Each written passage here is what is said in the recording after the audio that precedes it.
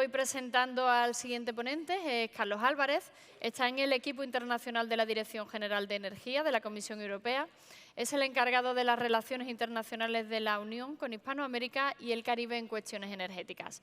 En el pasado participó en el desmantelamiento de plantas nucleares en Eslovaquia, Bulgaria y Lituania, y ahora trabaja en la aplicación del Foro Mundial de Transiciones Energéticas que ha puesto en marcha recientemente la presidenta von der Leyen. Está recién llegado de Bruselas. Bienvenido, Carlos. Muchas gracias.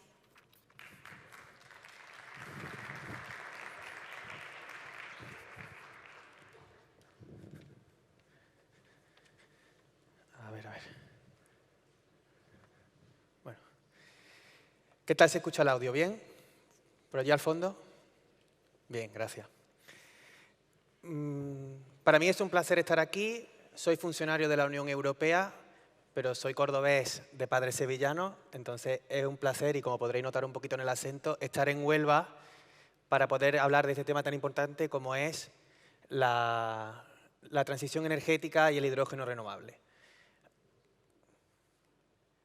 A ver. Creo que esto no va.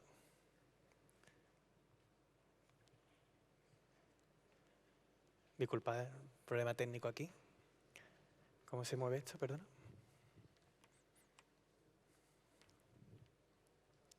A ver, ese botón de ahí. Hacia adelante y hacia atrás. Muy bien, muchas gracias.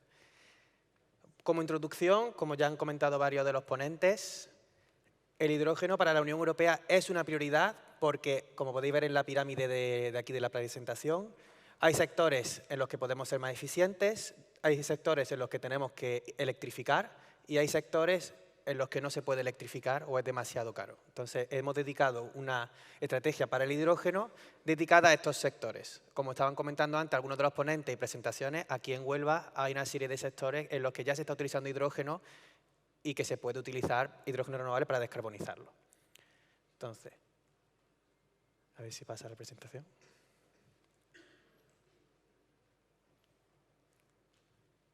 Que no, pero disculpa que esto no va.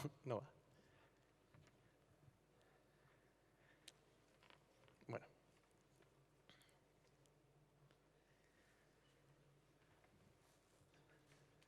A ver, ¿me enseña? ¿Me enseña? Hacia adelante. Sí, dale, dale. Si no lo hacemos sin presentación. ¿Tú me vas pasando a mí? Pues ponte aquí cerca. Muchas gracias. Bueno, quería hacer una pequeña presentación de cómo entendemos nosotros en la Unión Europea que para 2040 tendremos nuestro Energy Mix, el mix de la energía, y qué papel tendrá ese hidrógeno renovable del que tanto estamos hablando hoy. Como podéis ver en la presentación, la parte amarilla es la electrificación y para 2040, 2050 debe incluir el 50% del Energy Mix. Ese es nuestro objetivo fundamental. Pero un 10%, como podéis ver en la presentación, es para el hidrógeno renovable y otros gases descarbonizados. Tenemos dos objetivos, algunos ya se han mencionado hoy. Uno es el objetivo de REPowerEU, que se lanzó cuando Rusia invadió Ucrania, y ese era un objetivo político, un objetivo aspiracional, de 20 millones de toneladas de hidrógeno renovable para 2030. Y luego tenemos un objetivo legal, un objetivo jurídico, un objetivo que es fundamental y obligatorio, que es el que está en la Directiva de Renovables y que hemos calculado que será en torno a los 3 a 6 millones de toneladas para 2030 en la industria y en el transporte.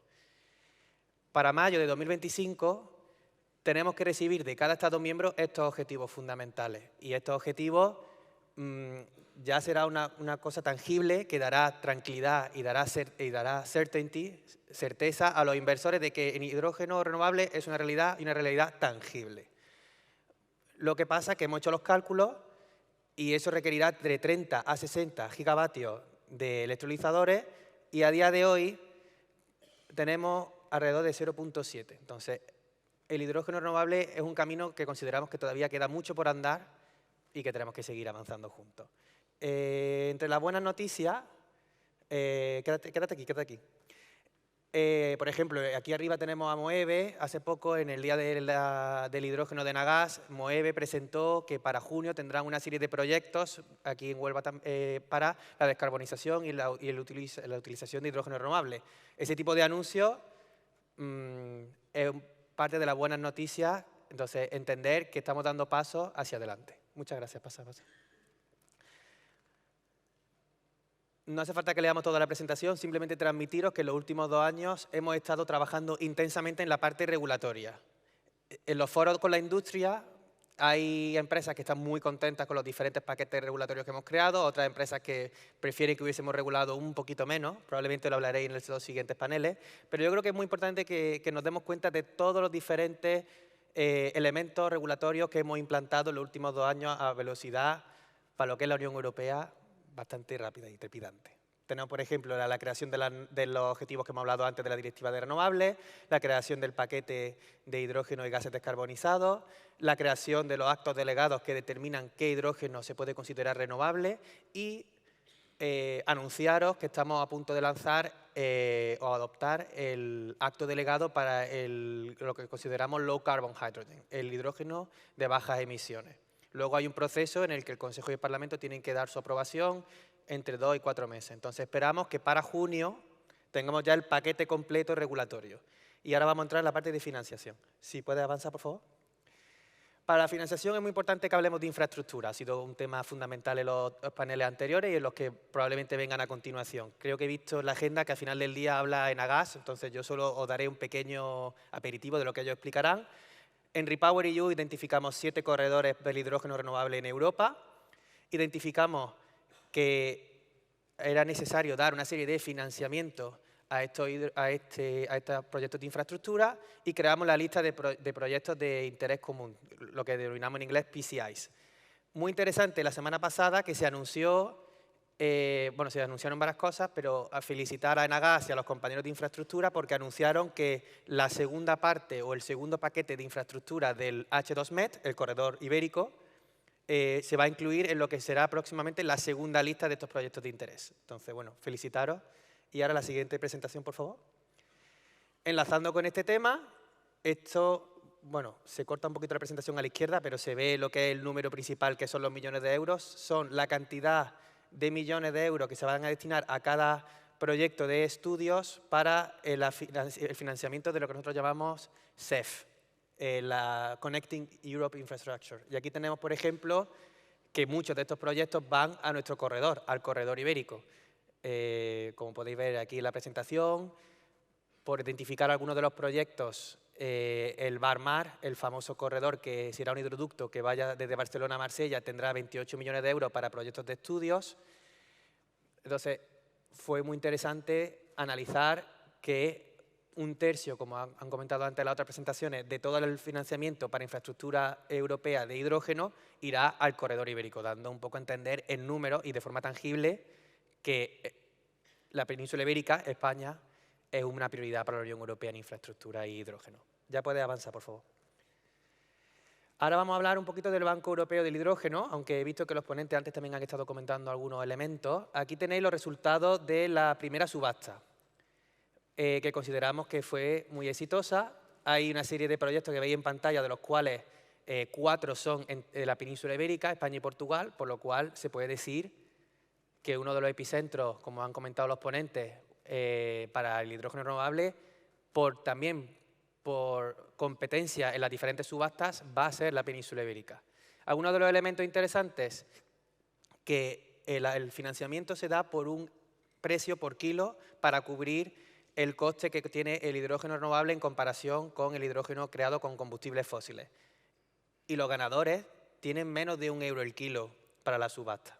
Consideramos que esto no es quizá representativo de toda la industria. Como veremos en otra presentación más adelante de MIPGAS, el precio actual está en 5,8 euros por kilo, pero es un signo de que hay posibilidades en determinadas zonas de Europa para crear hidrógeno renovable que sea competitivo. Por lo menos así lo pensamos en la Unión Europea.